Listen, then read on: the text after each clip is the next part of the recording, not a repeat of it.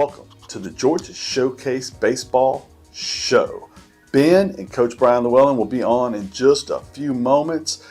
This is part 2 of the conversation we had with the coach and athletic director of Pensacola State College.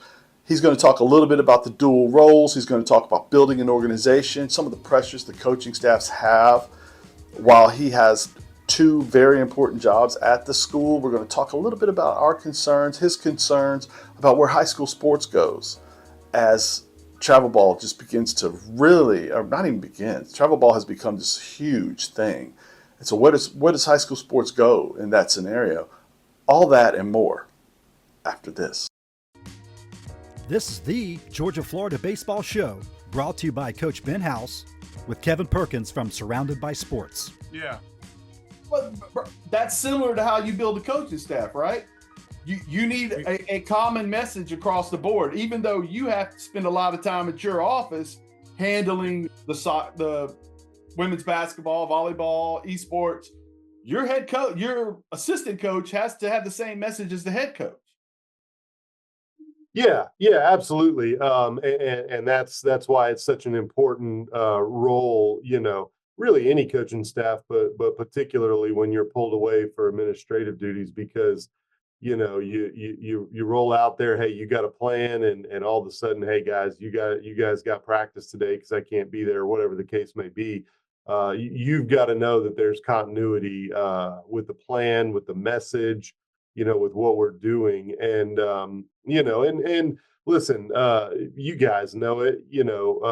Traditionally, that assistant coach is the most popular guy on the staff because he's the guy that sometimes I'm bad cop and they need a good cop. They need a guy they can come to and be like, hey, coach is getting after us today.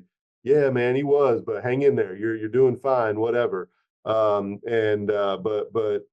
just being aligned with the coaching staff, knowing that we're all on the same page. We're all working towards the same thing, and we have that. And one thing for me, I mean, I know I don't know you guys very well, but most everybody that's played for me or coached with me or anything like that, I like to tell you, I like to have fun, man. This doesn't have to be boot camp or anything like that. Now, it's going to be hard. It's going to be difficult, and anything worth doing is hard and difficult. That's how we grow and get better. But shoot, man, I like to joke. I like to laugh. I like to have fun. I don't take myself too serious because this is a game. I want guys to have a lasting memory, a positive memory. Certainly of going out there and competing and winning and getting better in areas. But, 20 years from now, 30 years from now, guys aren't going to remember every at bat. They'll remember a lot of them, but they won't remember every one. But they'll remember how you made them feel as a coach. They'll remember that personality. And that's important to me, man, because these guys, statistically, you guys know it, these guys aren't going to play in the big leagues. 1 or 2 of them will, but they're all going to become husbands and fathers and employees, workers, all of that stuff. And the most important thing to me is knowing that, hey, that guy's going to be a good dad, because that's what our world needs more now than anything is good men. And, so I like to have fun, like to try to instill those characteristics along the way. But we have good assistant coaches that are delivering that same message. What are the overall goals of your baseball program, your athletic department, when it comes to you had your 3 priorities you gave me in that conversation before? Yeah, so one, I'll talk about baseball just in general, and then we'll talk about the athletic department. But for me, it's simple. I want to help guys become men. And I know that's that can be kind of corny or cliche or whatever. But like I said, I mean, as these guys learn what it means to become a man, they'll become better baseball players. There's no question about it. They all have talent and ability. That's why they're here. You get to a level that at some point you get to a level where the talent or the ability is equal to you or better. So what are going to be the things that separate you from somebody else? Some somebody might throw it a little bit harder, but can you overcome adversity better than they can? And so that's what we try to instill in our program, is helping guys become men. We don't set out at the beginning of the year and say, hey, we're going to win a national championship, or we're going to, win the conference or whatever. We've won the conference, but that was never the goal from the beginning. The goal is to be better every day than we were the day before, and see where that takes us, and help guys grow up and become men. Now as far as the department goes, and certainly the baseball program as well, three areas that I evaluate our programs is obviously in no particular order. Obviously, the success on the field or on the court. What does that look like? And that's not a single year thing. That's an overall picture, because hey, we play in the best junior college conference in the country. Every year, there's a national champion coming out of women's basketball or men's basketball or softball or baseball or whatever it is. But what does that look like as far as success on the court?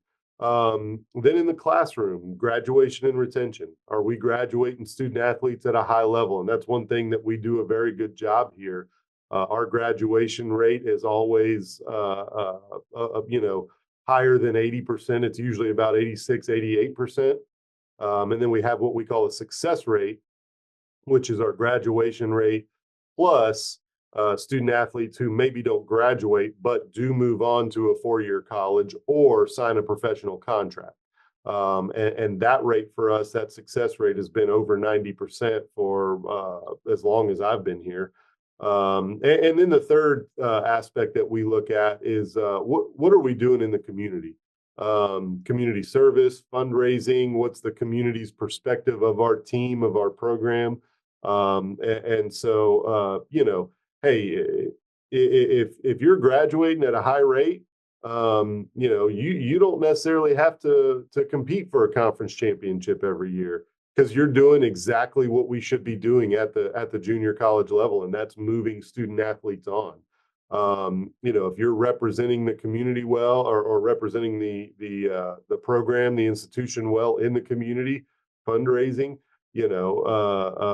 but conversely, hey, if you're winning a national championship, that community service might not be what it is with another team. So I've been around sports a long time. That old saying, winning cures a lot of things. So those are three areas that I look at and evaluate. And I don't know, one doesn't necessarily weigh more than the other. I think if I had to put an emphasis on anything, it's certainly graduation and retention. But they're all three equally as important. But community outreach is a big thing for you. Yeah, I've seen where, like, after storms, you made sure the guys went out and helped people clean up neighborhoods and things like that. Yeah, absolutely. Because, we're a community college. We are here to serve the needs of Pensacola and Escambia County. That's what allows us to have jobs. The other thing, though, is teaching young people. I told our guys this yesterday. We had our first team meeting. I said the thing I'm going to ask of you guys is, and it's hard, but the best players I've ever coached always did it, is to put the team before yourself. That has to happen. And when you start doing things like community service, there's no reward for community service. You don't get paid for it. You a lot of times don't get any recognition, and it should be that way. You're doing something that provides no reward or no value to you.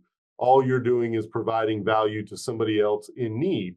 And people have to learn that, man, because life, Jackie Robinson, my all-time favorite athlete, I think for obvious reasons, had a great quote. He said, "A life is only as important as the impact it has on others." And I think that's huge, because we're in a position where we can go do things. After a storm, I got 28, 30 strong, healthy young men that can go pick up limbs in a yard for a lady who can't do it. And she's, the only way it's going to happen is she's going to have to pay somebody to come do it for her, or we can come do it. And it's that good Samaritan thing, man.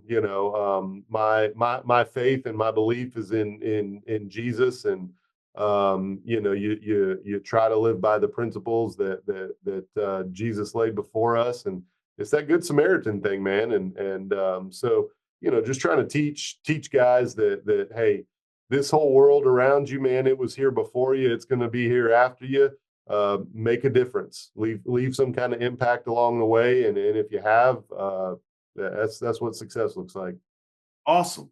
Awesome. Okay. So a big pivot. Travel ball is a big way you recruit. Atlanta being a hotbed for travel ball. Do you emphasize going to places like that to look at ball players because they're all in one area, things like that? Oh yeah, absolutely. No, travel ball. I mean, you talk to any coach and you'll probably get a huge spectrum of the goods and bads of travel ball. But that is certainly one of the huge positives. Because hey, we're a community college. We don't have a massive recruiting budget like LSU or Florida State or whatever. So we got to go get the most bang for our buck, and that's one of the really good things about a lot of these travel ball tournaments is you can show up to an East Cobb or a Lake Point or something like that, and you get there at 8 o'clock in the morning, and there's 4 or 5 games going on, and it doesn't end until 10:30, 11 o'clock at night, and you get to see a lot of players in one place.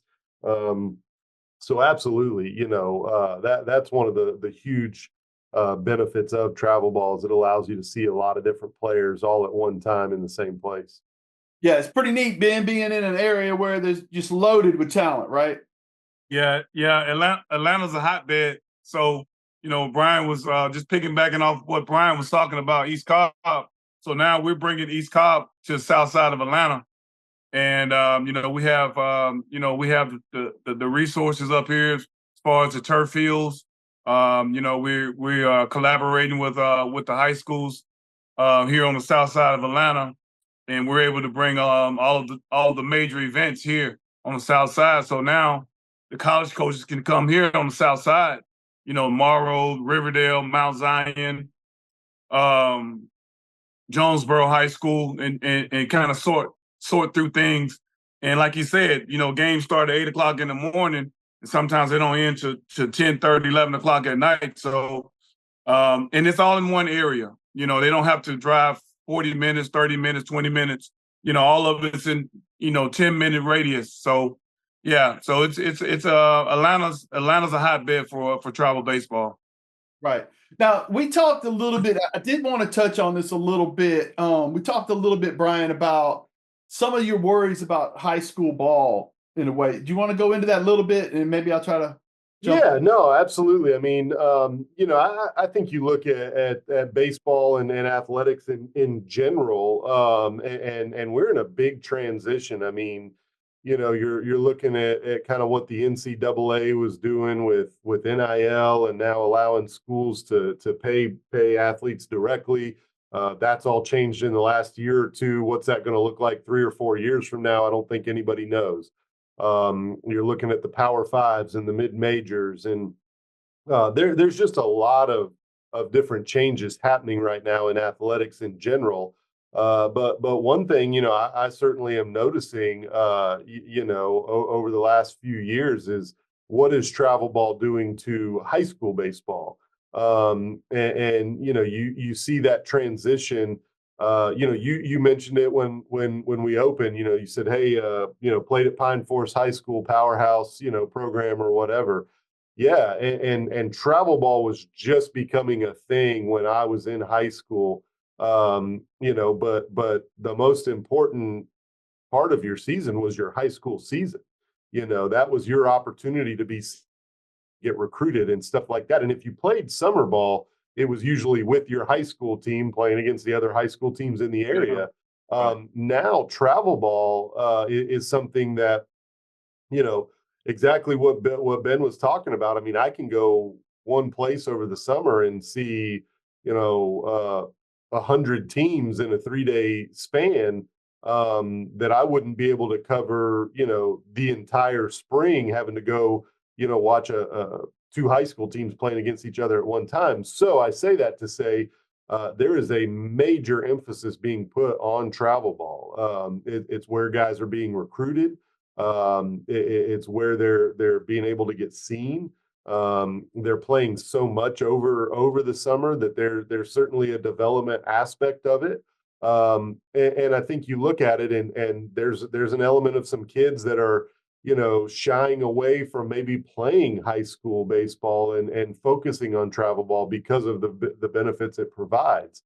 The scary thing in looking at it, and I think probably every state governing body is looking at, hey, what can we do to place an emphasis and a value on high school athletics? But man, if something doesn't happen, I could see a scenario where 5-10 years from now, travel ball has become what everybody's wanting to play, and high school baseball is really secondary. And so, what does that look like 15 years from now? Do high school athletics even exist 15 years from now? I don't know. But I know, when you're looking at it as an athlete, hey, I get to go play at East Cobb, at Lake Point, in Jupiter, in Fort Myers. These one-stop shops. That's what I'm preparing for because that's where people are showing up to watch me play. And so there certainly is a big value and emphasis placed on those things. Now, don't get me wrong. I mean, if I have the opportunity to ride over to Escambia High School or Catholic High School or Pace or Tate, somewhere like that, and watch a game, I absolutely want to. I mean, I want to see those guys, but I'm not sure what that's going to look like 10 years from now. And so it's an interesting conversation. Well, when we were growing Yeah, up, right. go ahead. Yeah, just to piggyback off of you, Bryan. A lot of parents in Atlanta, you know, they're hoping and thinking that their kids are going to get seen in high school, which it's far from the truth. Because what happens is a lot of the coach, just like you're going to go watch the summer game, and you're not gonna go see a kid play in high school if you haven't saw him in the summer playing against top competition. So a lot of parents are thinking, they can opt out of summer ball or either make playing in some of these low budget tournaments instead of playing in the top competition. And it's far from the truth because you're going to go see kids playing in the WWBAs, playing in some of these tournaments over at Lake Point, PBR tournaments. Those are the tournaments that you're going to go see. You're going to go see top-notch tournaments to recruit. And then you may follow a kid into high school. But 9 times out of 10, you're not going to go see a kid in high school if you haven't saw him play during the summertime. Yeah. And, to be honest with you, the high schools, they're playing the same time we're playing. So, if we've got a game on Tuesday night and they're playing Tuesday night, I don't get to go see them. We're not playing over the summer. So that's when we're on the road recruiting and stuff like that. So, it can make it logistically difficult. And then obviously, we're not bound by this, but the NCAA recruiting calendar, there's a dead period where they're not allowed to go out and see guys. So those things do kind of, they hinder high school baseball, which, listen, I certainly understand the value and the benefit that travel ball brings. It just makes me a little sad because I remember playing, in those high school, high school baseball was it, man. And hopefully we can see where there's a balance or a value in both of them, because it is, you guys know you're walking the halls of your high school and you got a game that night against your rival, man, and it just means something. And it was cool. I mean, when I was at Pine Forest, for us it was Tate and Escambia. That was the big rival right there. If we were, I mean, you want to win against anybody you play, but man, you're playing against Tate. You walk out there and you're seeing those names on that wall. Travis Fryman and Jay Bell and et cetera, et cetera. And, hey, those guys have committed to play at this place or whatever. Same thing at Escambia, and there was a big rivalry, and that was just cool. It was fun, and, there's obviously an element of that happening in travel ball now where you see those programs that are constantly winning the tournaments and stuff like that. There's a little bit of a rivalry that develops, but it's just a little different when you're talking about it in the lunchroom or the hallway or whatever. And so I hope that high school baseball can find its niche and where it fits and continue to thrive.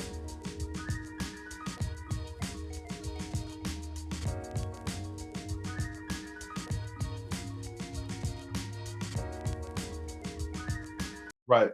Right. All right. I want to wrap real quickly because I think it's interesting talking about you specifically, Bryan. We wind up doing like everything we do helps us become who we wind up being, right? You grow up as a baseball guy, but you get that degree in business. You start to become a coach, but hey, you did have a job. Did the Zephyrs job help you in the job you have now?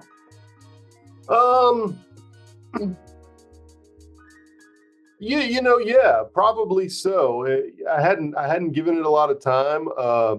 If off the top of my head, if I looked at it and said, one, I was much more in the office behind the desk doing that, and wanted to get back out on the field. So it kind of lit that fire, so to speak, to be out on the field. But two, I think everything, when it comes to business, the thing that stuck with me from marketing was product, price, place, promotion, the 4 P's of marketing.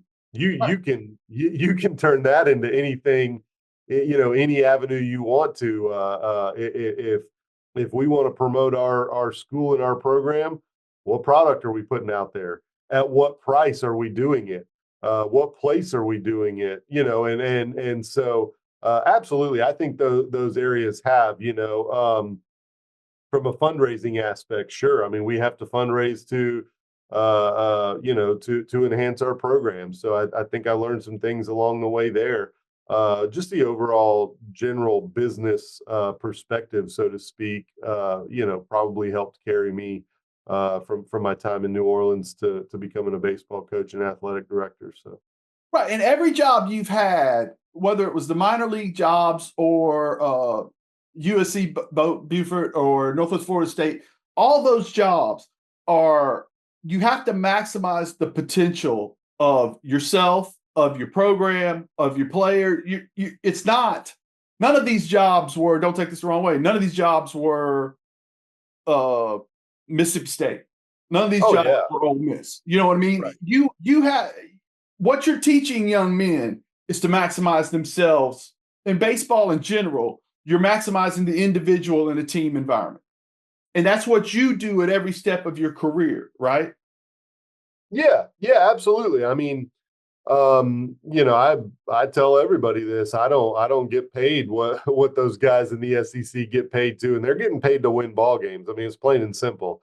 Obviously, and I don't know every coach in the SEC or ACC, but there's a lot of really good dudes out there that obviously invest in the lives of their players and want to see them become good men and stuff like that. But I mean, you call it what it is, man. Those guys get paid to win, plain and simple. I get paid to graduate student athletes and move them on, and a big part of that is helping them grow and mature and develop and become men. Right.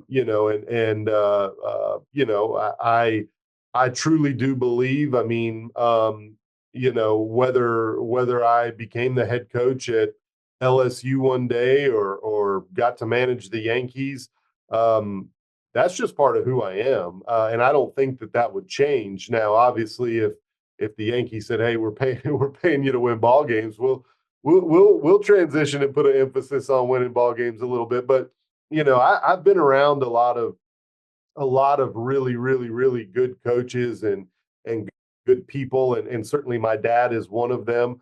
Along the way, I was a kid running around, and he was my dad. But as I got a little bit older and started to notice and perceive things, I would notice that guys that he was coaching would make comments and say, "Hey, Lou's a good dude, man. He's just a good dude. He cares about his players." And then as I got older and got into coaching, and I would run across scouts that worked with him in an organization or other coaches, one thing that was always coming back was and it's awesome. It's great to hear. I know these things because he's my dad.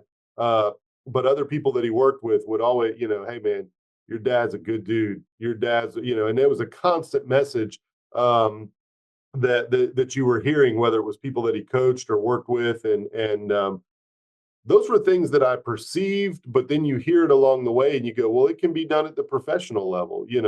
Those guys can try to have an impact, and you might only get to spend 5 minutes or 30 seconds with somebody throughout the course of their day. It may be a waitress at a restaurant that you do something kind for or whatever, and you have an impact on them, and it changes the direction of their life or their day or whatever it is. And so that's what it is for me. I'll be the first to tell you, I don't get it right all the time. I probably screw it up more than I get it right. But that's what I'm trying to do. And so yeah, I mean, it's making a positive impact on guys and helping them grow up and become men. And that's what it's about for me. Right. Ben, that's what you do too, right? You maximize, you have to figure out where the funds go. You're running 2 or 3 different things. You're robbing Peter to pay Paul. But the main thing is you're maximizing yourself and you're trying to help these kids maximize themselves. Absolutely, man. Just trying to sometimes making sense out of nonsense and keeping keeping the boat flowing, man, and just staying consistent when things aren't consistent, and that's kind of how I've been doing my program for the last 8 years, is just staying consistent in what I'm doing and making sure that the people that I serve are being taken care of before myself. Great. Let's wrap on that. Thank you so much for your time, Bryan. I appreciate you. Ben, thank you as always. Thank you very much, brother. All right. Yeah, Thank you, Bryan. guys. I appreciate you. Yes, sir. Yes, sir. Yes, sir. And hey, like, subscribe, comment. Appreciate you watching the show.